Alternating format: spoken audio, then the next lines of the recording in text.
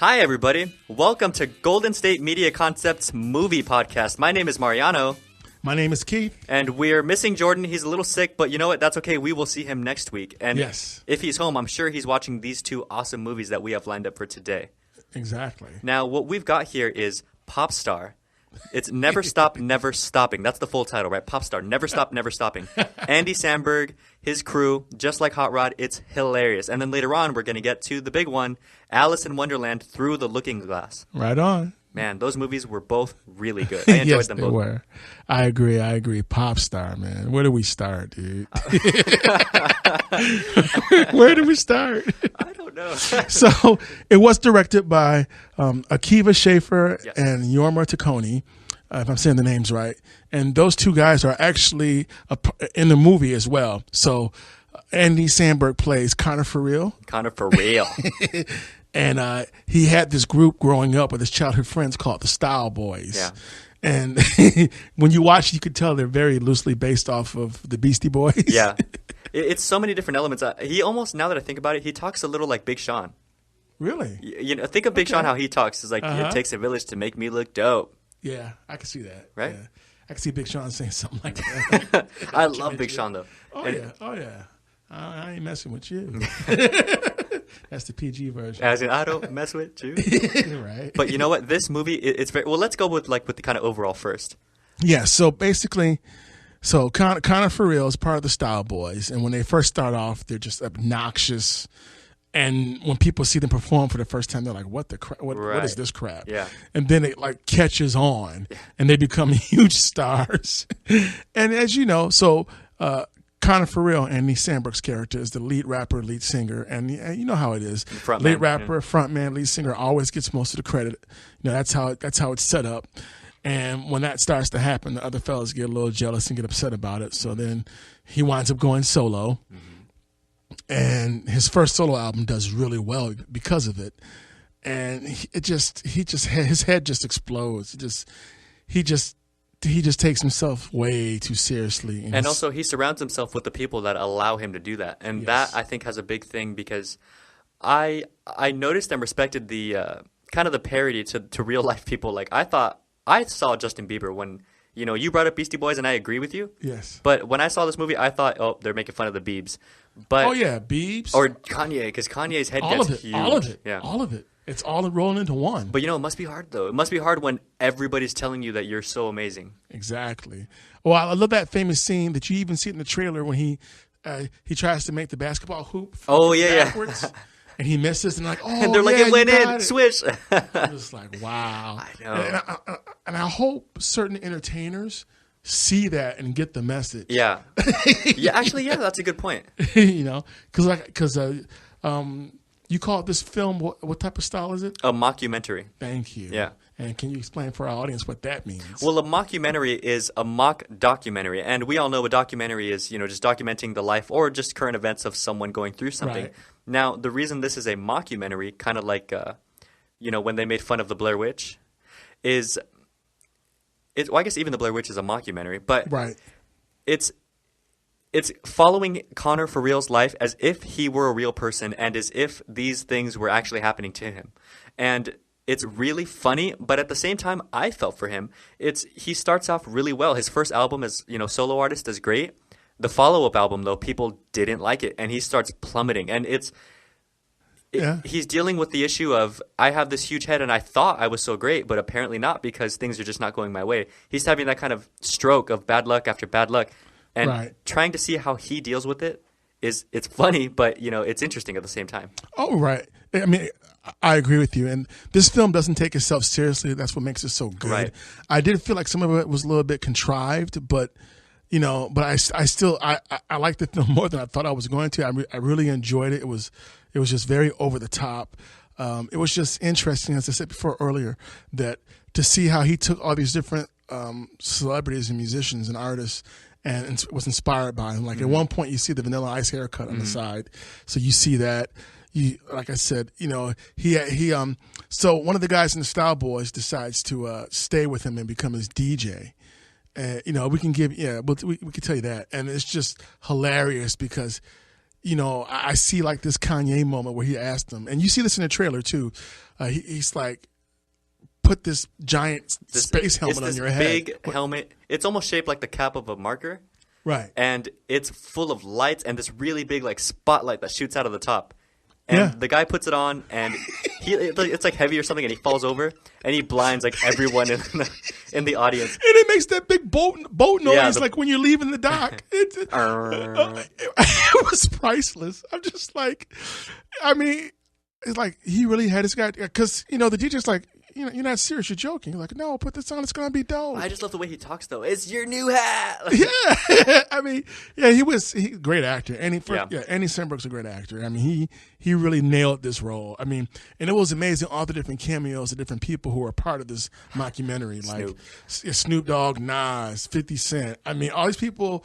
I mean, Usher. It was JT, Sarah Silverman. Oh yeah, Sarah Silverman plays his publicist, and like for the first time you see her, she's not doing her usual over the top humor.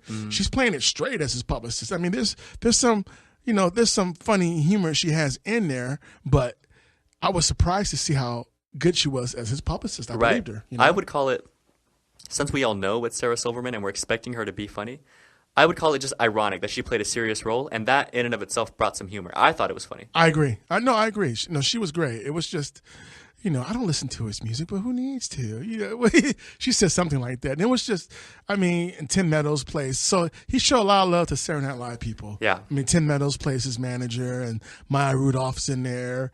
And it's just, I mean, it was. You know, I'm glad that you say that and phrase it that way, because what I like about Andy Samberg is he shows a lot of love to his little, I call them teams. Like, he keeps his team what it is. Yes. Hot Rod was very good, and it's the same thing. Yes. And he does a very good job of kind of working with what he's got. Not that he doesn't have much, because look at what these guys pump out. Really funny movies, really funny music. The music was probably the funniest part of the whole movie. Well, yeah, you guys get a snippet of that in the trailer. Yeah. All we got to tell you is that the soundtrack, the music that he's performing is, I'm going to get that. And I have the first Lonely Island CD.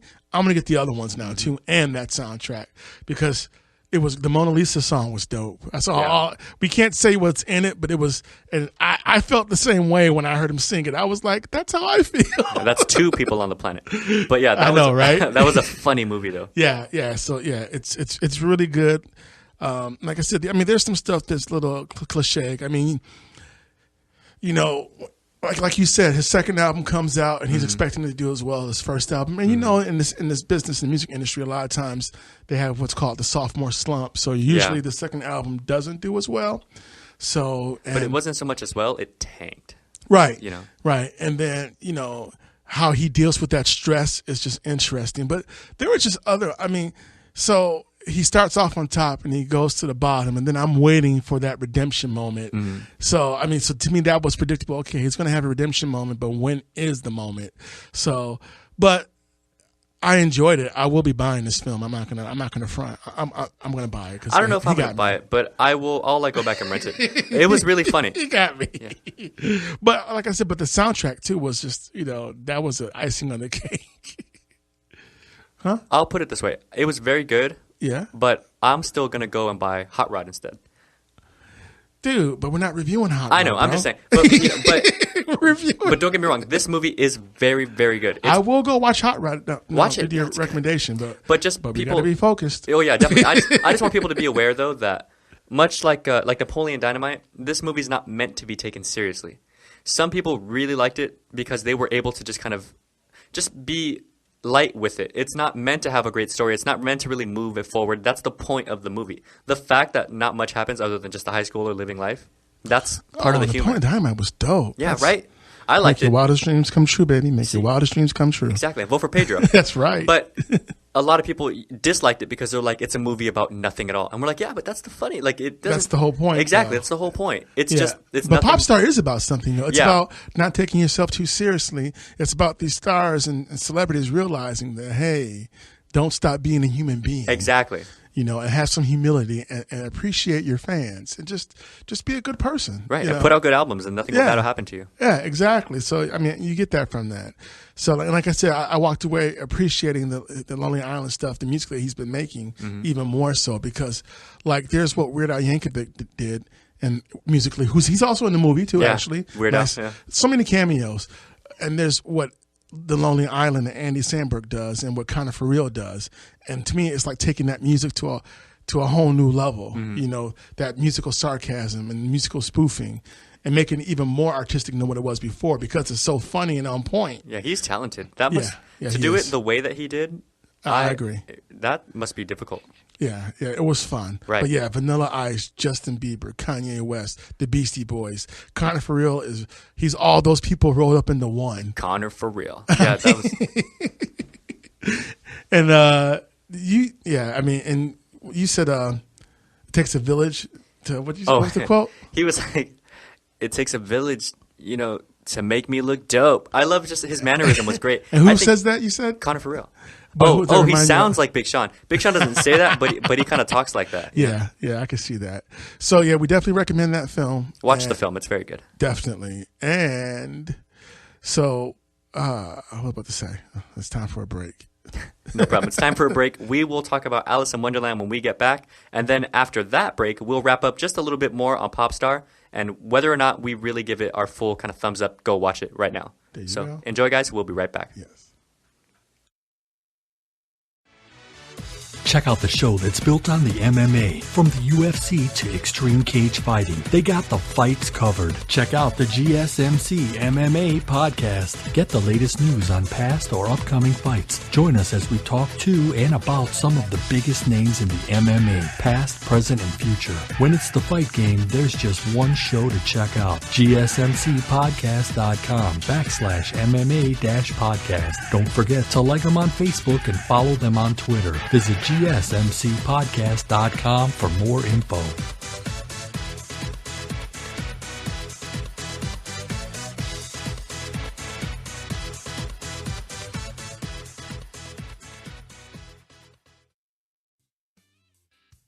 And we are back. Welcome back, everybody. Now, we've got the review for Alice in Wonderland Through the Looking Glass. How did you feel about the movie, Keith? I loved it, man. It was, for a sequel, I was really impressed. Not only was I really impressed, I didn't like the first one that much. But really? Yeah, but you never hear that, dude.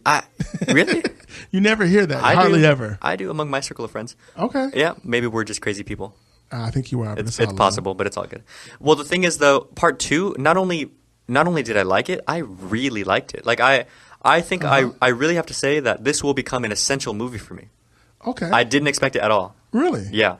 Yes, and by the way, so Johnny Depp stars again as the Mad Hatter. Right. It's directed by James Bobin, who is a director who also did the Muppets Most Wanted movie, and he did the Ali G TV show and Flight of the Conchords series. Yeah. So those are his credits. Ali G. The Ali G with Sacha Baron Cohen. Yeah. Oh, that's him too? Yeah, bro. Yeah, that's like his first role. Oh, I love Ali G. I didn't know that was him. See, he's a good actor. But yeah, so Alice in Wonderland's great. It picks up where the first one left off, where Alice goes to take her dad's sailboat, ship, her ship to China, I believe, and do her thing.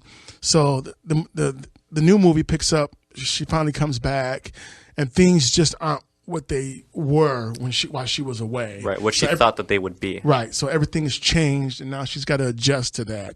And it's just really good. I mean, you get to see her relationship with her mom. Her mom is still around, and you get to see that dynamic play out.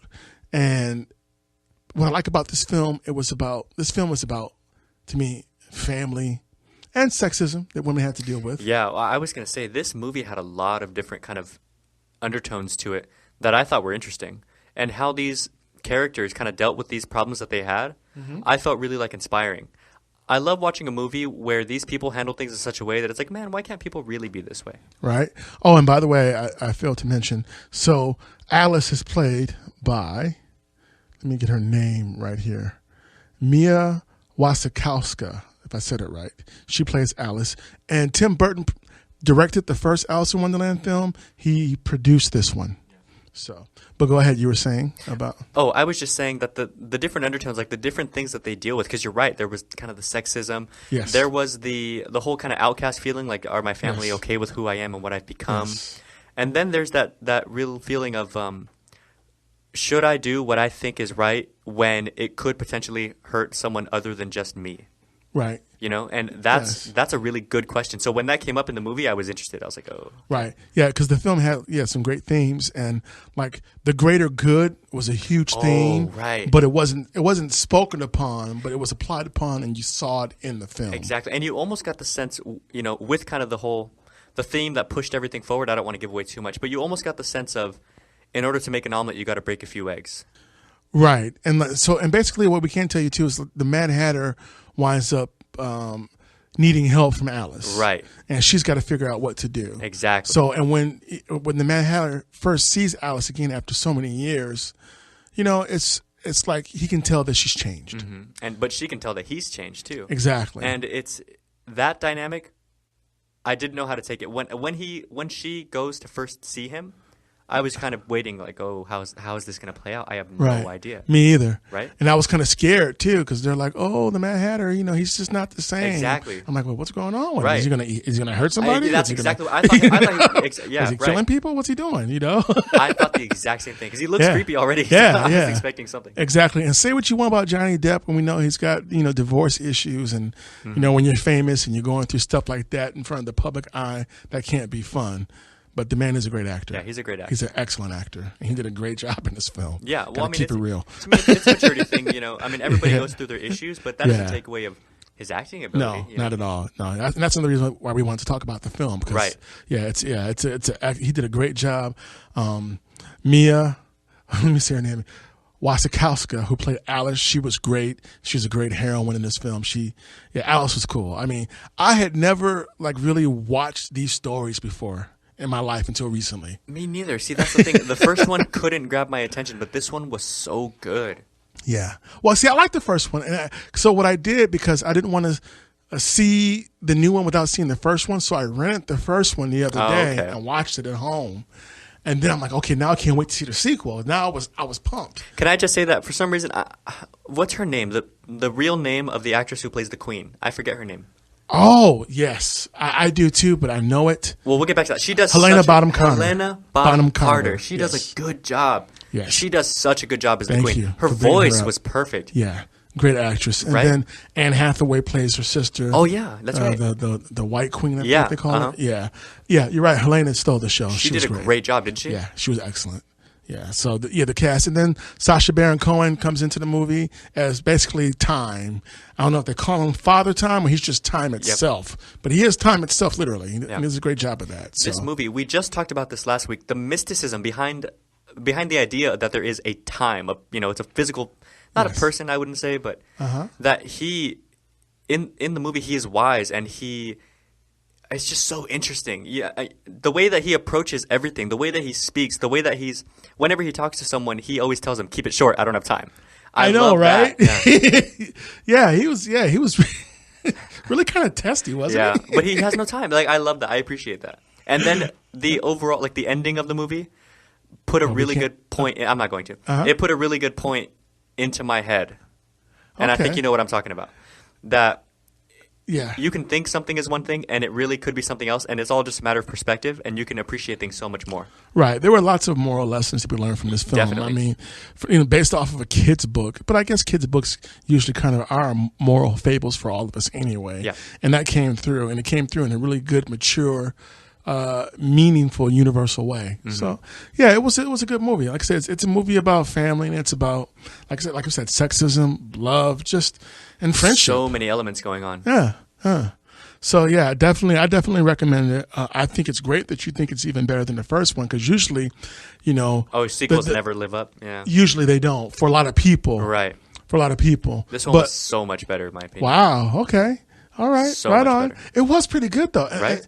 And I'm not sure if it got good reviews, but I'm like, this is good. I don't know, but I don't want to underplay it, because I'm not naturally like a huge Alice in Wonderland fan. I'm sorry, but this movie's so good. It will become like a top 20. It was that good. All right. Okay, so I'm probably going to wind up buying them both now. So now that I'm doing this movie podcast, it's forced me to open up to things I wouldn't usually be open to anymore. But it's a good thing, because I'm enjoying this now. I'm like, okay, now I have to have those things because I like them. So send us money to support our habit. Yes. We have a problem with movies.org.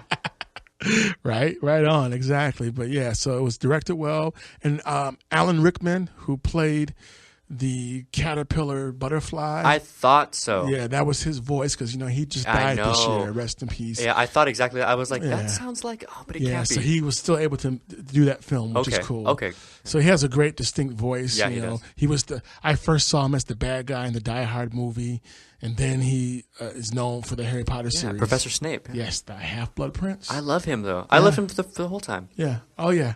Yeah. Great, distinct voice. Yeah. Rest in peace. But yeah, so he's in it too.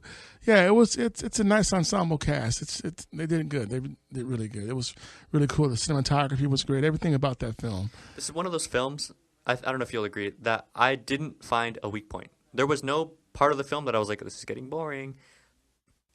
All of it was just good. The acting was good. The direction was good. Even the CGI, the different animals and things, those were very good. Okay. The story was good. All right. Yeah, I enjoyed it. It was very cool.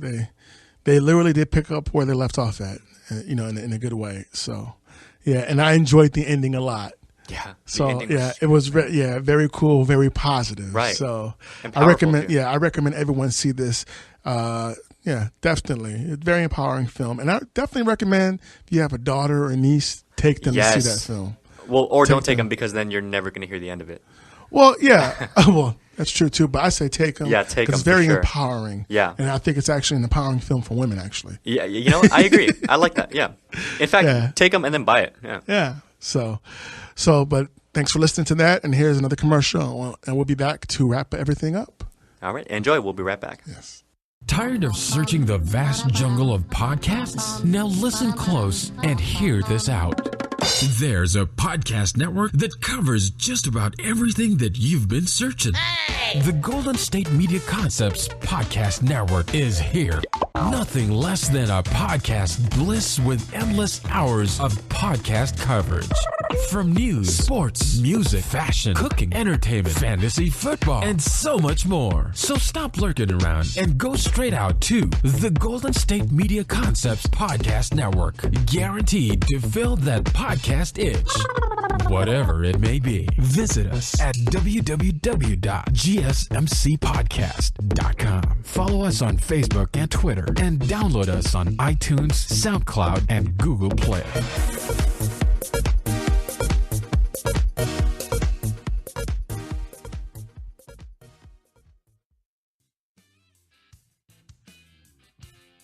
All right. Welcome back, everyone. Now, we'd like to wrap up these two movies that we were just discussing.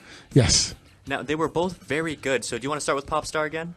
Yeah, Popstar was cool. Popstar was funny. As you said, it's a mockumentary with Connor For Real, a.k.a. Andy Samberg. Andy Samberg. Connor For Real.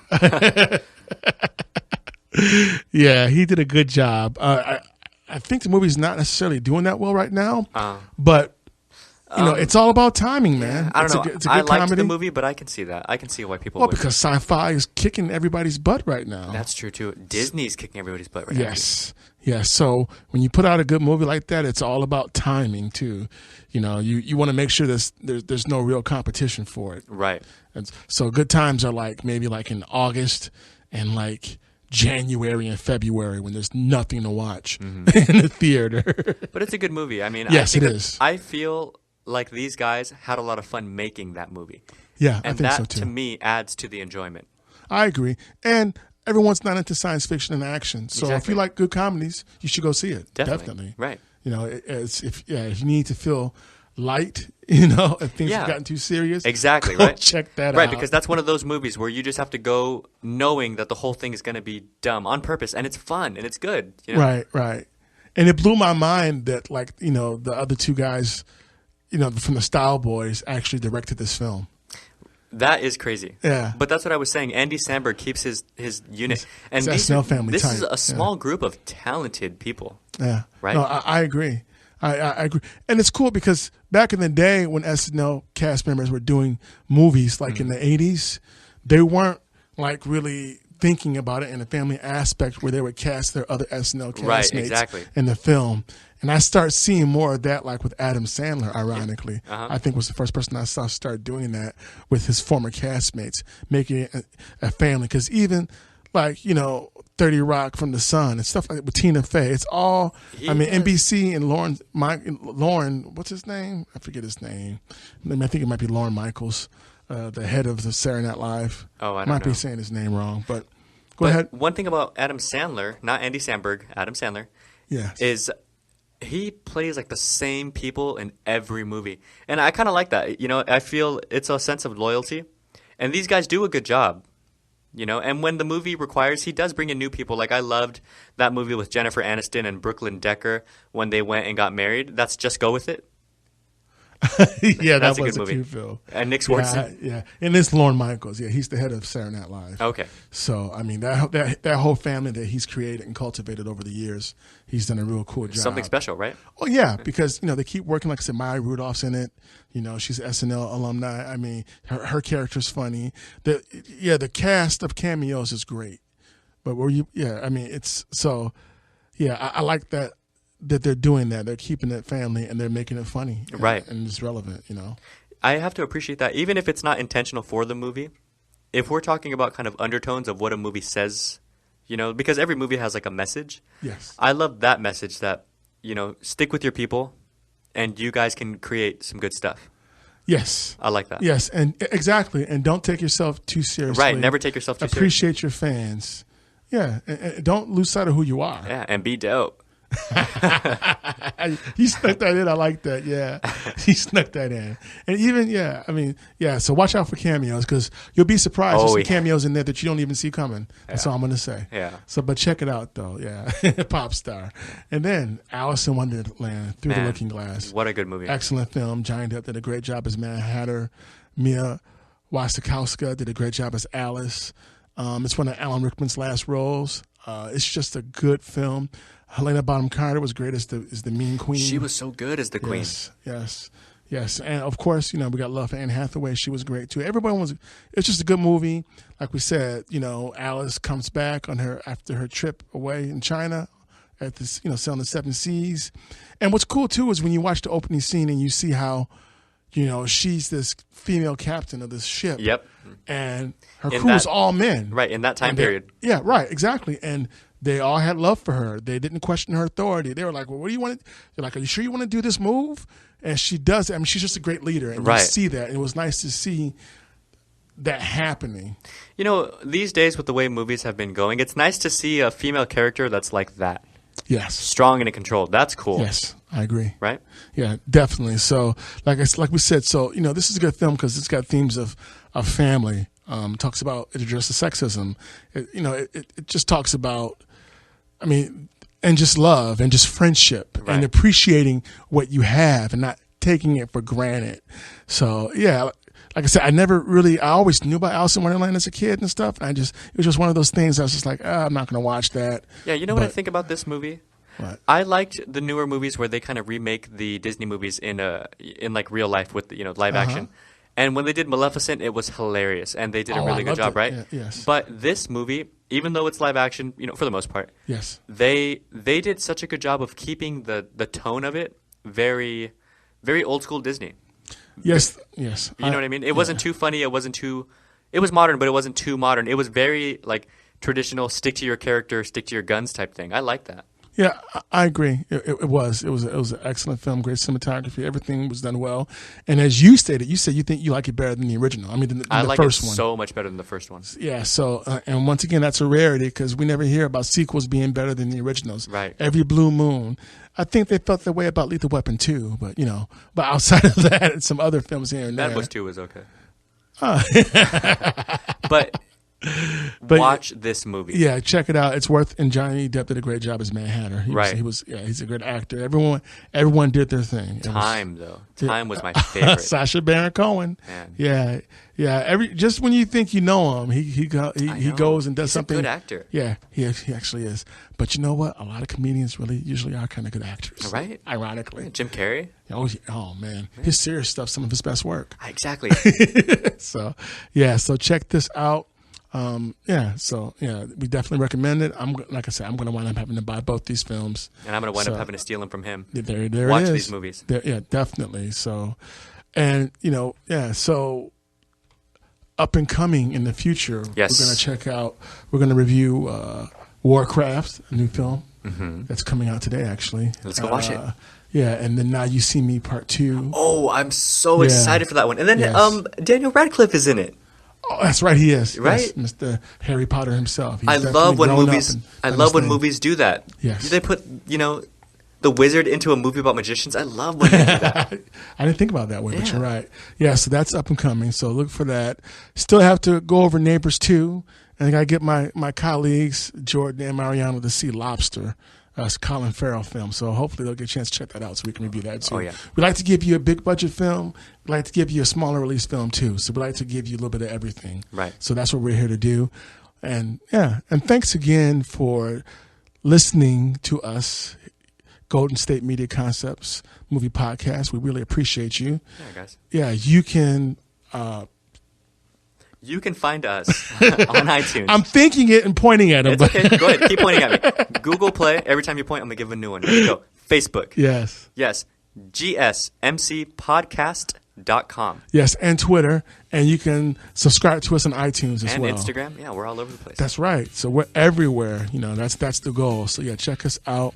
And thanks again for listening. And we'll see you somewhere out in space. We'll see you somewhere out in space. Thank you so much. Thank you, Mariano. Yep. Bye.